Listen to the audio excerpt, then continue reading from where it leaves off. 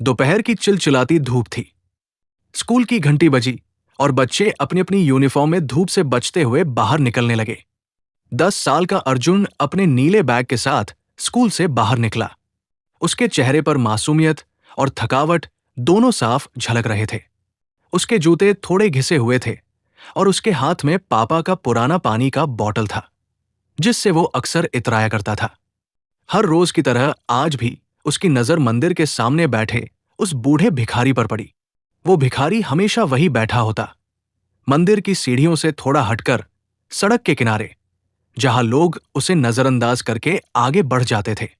उसके पास एक जंग लगा स्टील का कटोरा था। कपड़े इतने फटे हुए कि शरीर का कोई हिस्सा छिपाना मुश्किल लगता। बाल उलझे हुए थे और चेहरा धूल से ढका हुआ। फिर भी उसकी आंखें, वो कुछ कहती थी। उनमें एक गहराई थी, एक बेचैनी, जैसे कोई सालों से कुछ कहना चाहता हो, लेकिन शब्द खो चुके हों। अर्जुन रुक गया। उसने देखा कि लोग बिना देखे ही आगे बढ़ जाते हैं। कोई नजर भर देखता भी नहीं। पर आज अर्जुन के मन में एक अजीब सी बेचैनी उठी। घर पहुंचा तो मां दाल चावल परोस रही थी। पापा ऑफिस में थे। अर्जुन ने धीरे से पूछा, मां, मंदिर के बाहर जो बाबा बैठे हैं, उन्हें कोई खाना नहीं देता? मां ने नजर उठाई, फिर थाली में सब्जी डालते हुए बोली, भिखारी है बेटा, सबके नसीब अलग होते हैं। जो भगवान चाहता है दे देता है। कई बार तो भूखा ही सोना पड़ता होगा। अर्जुन चुप हो गया। उसने खाना खाया, लेकिन दिमाग कहीं और था। जब मां रसोई में बर्तन धो रही थी, अर्जुन ने धीरे से थाली से 2 रोटियां उठाईं। एक कटोरी में आलू की सूखी सब्जी भरी, सब पत्ते में लपेटा और अपने स्कूल की खाली पानी की बोतल में थोड़ा सा पानी डाला। किसी को कुछ कहे बिना वो मंदिर की ओर चल पड़ा। उसके हाथ में खाने की पोटली थी और दिल में कुछ अजीब सा डर और उत्सुकता। भिखारी वही बैठा था। अर्जुन ने धीरे से उसके सामने पत्तल रखी और कहा, बाबा, खाना लाया हूं। भिखारी ने हल्के से सिर उठाया। उनकी आंखें अर्जुन की आंखों से मिली और उस पल में अर्जुन की सांसें जैसे थम गई। वो चेहरा उसे बहुत जाना पहचाना लगा। कुछ देर वो वही खड़ा रहा, जैसे कोई सपना देख रहा हो। अर्जुन स्तब्ध था। उसका दिल जोर जोर से धड़क रहा था। वो भिखारी कोई अजनबी नहीं लग रहा था। उसके चेहरे की झुर्रियों के नीचे एक छवि थी, धुंधली सी, लेकिन जानी पहचानी। भिखारी की आंखें थकी हुई थी, लेकिन जैसे ही उन्होंने अर्जुन की आंखों में देखा, उनमें हल्की सी चमक आ गई। एक अधूरी मुस्कान, एक टूटा हुआ भाव, जैसे कोई भूला हुआ रिश्ता जाग उठा हो। अर्जुन के हाथ से पत्तल गिर गई। उसने कुछ कहना चाहा, पर शब्द गले में ही अटक गए। भिखारी ने होंठ हिलाए, मानो कुछ कहने की कोशिश कर रहा हो, लेकिन आवाज नहीं निकली। अर्जुन ने धीरे से पूछा, आप मुझे जानते हैं? भिखारी ने बस सिर हिला दिया, फिर धीरे से आंखें बंद कर ली, जैसे कोई दर्द वापस सीने में दबा लिया हो। अर्जुन कुछ पल वहां खड़ा रहा, फिर बिना कुछ कहे दौड़ पड़ा। उसका मन उलझ गया था। घर की ओर भागते हुए वो बार बार पीछे मुड़कर देखता रहा। उस रात अर्जुन को नींद नहीं आई। वो अपने बिस्तर पर लेटा रहा, पंखे की आवाज और बाहर से आती कुत्तों की भौंक सुनते हुए। उसकी आंखों में वही चेहरा घूमता रहा। वो चेहरा कोई सपना नहीं था, कुछ बहुत गहरा उससे जुड़ा था। अगली सुबह जैसे ही मां नाश्ता बनाने में लगी, अर्जुन चुपचाप पापा के कमरे में गया।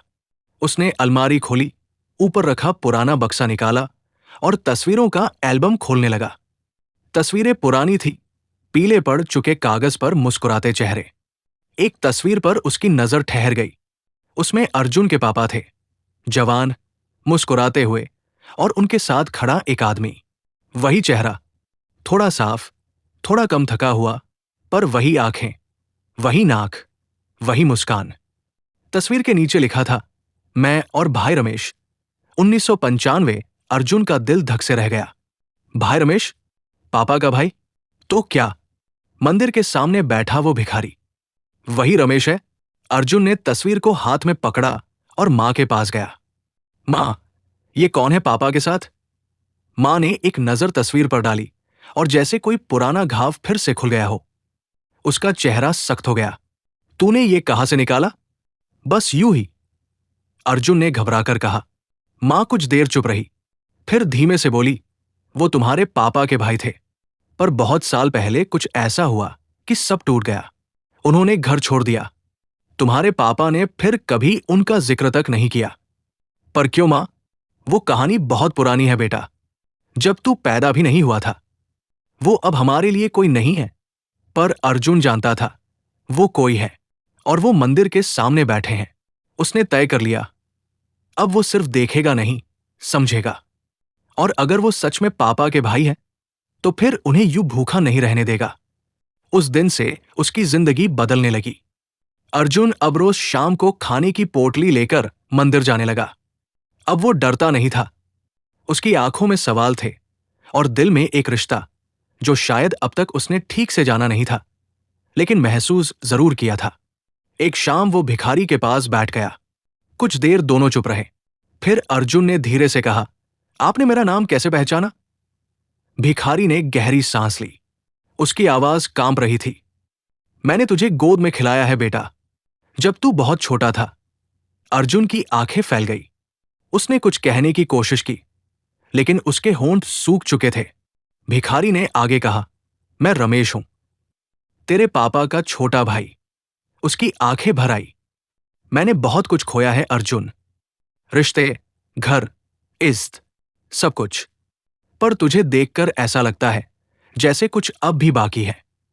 अर्जुन ने पोटली उसकी तरफ बढ़ाई। खाइए। रमेश ने कांपते हाथों से पत्तल उठाई और फिर धीरे से खाना खाने लगा। पहली बार अर्जुन ने उसकी आंखों में एक सुकून देखा। उस दिन अर्जुन ने कोई और सवाल नहीं किया, बस वही बैठा रहा। अब हर शाम अर्जुन और रमेश मंदिर की सीढ़ियों पर साथ बैठते। अर्जुन कुछ नहीं पूछता, बस सुनता। रमेश धीरे धीरे अपने अंदर का बोझ हल्का करने लगा। मैंने एक बार व्यापार में बड़ा रिस्क लिया था, रमेश ने कहा। तेरे पापा ने मना किया था, पर मैं नहीं माना। मेरा नुकसान हुआ और वो गारंटी तेरे पापा ने दी थी। सब कुछ उन पर गया। फिर हम दोनों में झगड़ा हुआ। मैं घर छोड़कर चला गया। उस दिन से मैंने कभी पीछे मुड़कर नहीं देखा, और शायद तेरे पापा ने भी नहीं। अर्जुन की आंखें भर आई। लेकिन गलती तो इंसानों से ही होती है ना? रमेश ने उदास होकर कहा, कुछ गलतियां वक्त से बड़ी होती है बेटा, और कुछ रिश्ते अहम से हार जाते हैं। अर्जुन अब समझ चुका था, माफी मांगना भी साहस होता है, और माफ करना उससे भी बड़ा। एक दिन अर्जुन की मां ने उसे मंदिर से लौटते देखा। उसके हाथ में वही स्टील की पोटली थी। मां ने रोका, कहाँ गए थे? अर्जुन चुप। मां ने फिर पूछा, फिर से उस भिखारी के पास? अर्जुन, मैंने मना किया था ना। अर्जुन ने कहा, आप जानती है वो कौन है? मां ठिठकी, क्या बकवास है ये? वो पापा के भाई है, रमेश चाचा। मां का चेहरा सख्त हो गया। ये बात भूल जा, वो अब इस घर से कोई रिश्ता नहीं रखते। अर्जुन की आवाज कांप रही थी, लेकिन उसमें एक दृढ़ता थी। अगर मैं गलती करूंगा तो क्या आप मुझे भी यूं ही छोड़ देंगी? मां सन्न रह गई। उसकी आंखों में आंसू थे, लेकिन उसने कुछ नहीं कहा। उस रात अर्जुन के पापा को भी पता चल गया। उन्होंने अर्जुन को अपने पास बुलाया। तुम रोज वहां जाते हो? पापा ने पूछा। हां, अर्जुन ने नजरें नहीं झुकाई। वो बुरे आदमी नहीं है, बस भटके हुए हैं, और आपको भी माफ करना चाहिए। पापा कुछ देर चुप रहे, फिर धीमे से बोले, तुम बहुत छोटे हो अर्जुन, ये बातें तुम्हारी समझ से परे हैं, तो मुझे समझाइए। अर्जुन ने जवाब दिया, पर किसी को भूखा छोड़ देना, ये तो मेरी समझ में नहीं आता। पापा की आंखें भर आई। उन्होंने अर्जुन को गले लगा लिया। अर्जुन को पता था अब कुछ बदलने वाला है। पापा चुपचाप ड्राइंग रूम में बैठे थे। अर्जुन सामने बैठा था, मां पास में। कमरे में खामोशी थी, सिर्फ घड़ी की टिक टिक सुनाई दे रही थी। पापा ने गहरी सांस ली। जब मैं और रमेश साथ बड़े हुए, तब हम सबसे करीब थे। वो मेरी हर बात जानता था, लेकिन एक दिन उसने मुझे धोखा दिया, मेरे नाम पर कर्ज लिया और भाग गया। अर्जुन ने धीमे से कहा, शायद उसे डर लग रहा होगा, शायद उसे आपसे माफी मांगने की हिम्मत नहीं हुई हो। पापा की आंखों में आंसू आ गए। मैंने माफ किया होता, अगर उसने एक बार मुड़कर देखा होता। मां ने पहली बार कुछ कहा, अब देख लीजिए ना, बेटा तुम्हारे पास लाया है, भागकर नहीं आया।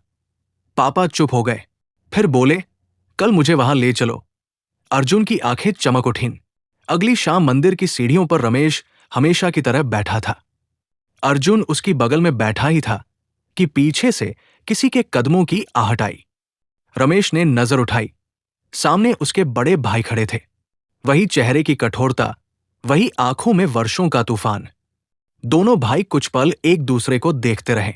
अर्जुन के लिए वो पल ठहरा हुआ था, जैसे पूरी दुनिया की रफ्तार रुक गई हो। पापा ने आगे बढ़कर कहा, घर चलोगे रमेश? रमेश की आंखें भर आई। उसका होंठ कांपा। क्या अभी हक है मुझे उस घर पर? पापा ने उसका हाथ पकड़ा। रिश्ते हक से नहीं, दिल से निभाए जाते हैं। चलो घर।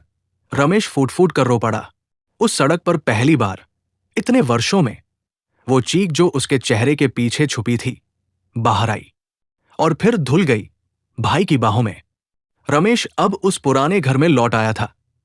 पहले पहल सब अजनबी सा था। नए रंग, नए चेहरे, नई दिनचर्या। लेकिन अर्जुन उसकी सबसे बड़ी ताकत बन गया। रमेश ने नशा छोड़ दिया, नहाने लगा, साफ कपड़े पहनने लगा।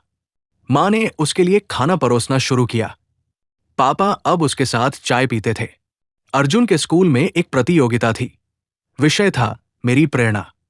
उसने बिना सोचे लिखा, मेरी प्रेरणा वो है जिनसे मैंने सीखा कि इंसान चाहे जितना गिर जाए, अगर दिल में पछतावा और आगे बढ़ने की चाह हो, तो कुछ भी असंभव नहीं। मेरे चाचा रमेश, उसका निबंध स्कूल में पहला आया। जब उसने मंच पर पढ़ा तो पीछे पापा और चाचा दोनों रो रहे थे। अब हर रविवार को अर्जुन, पापा और रमेश मंदिर जाते। वही मंदिर, वही सीढ़ियां। पर अब रमेश भिखारी नहीं, एक सम्मानित इंसान के रूप में वहां खड़ा होता। कई बार वो और अर्जुन मिलकर बाहर बैठे अन्य जरूरतमंदों को खाना बांटते। रमेश ने मंदिर के बाहर एक छोटा सा सेवा केंद्र खोल दिया था, मुस्कान भोजनालय, जहां भूखों को मुफ्त खाना मिलता था। अर्जुन जानता था वो दिन जब उसने एक भिखारी को खाना दिया था, उसका जीवन बदलने वाला दिन था। वो भिखारी कोई और नहीं, उसका ही अपना था। एक टूटा हुआ रिश्ता जो आज फिर से जुड़ गया था। कभी कभी चेहरे बहुत कुछ छिपाते हैं, और जब कोई बच्चा उस चेहरे के पीछे की चीख को सुन ले, तो वो चीख मुस्कान में बदल सकती है। इसी स्टोरी सुनने के लिए चैनल सब्सक्राइब करें।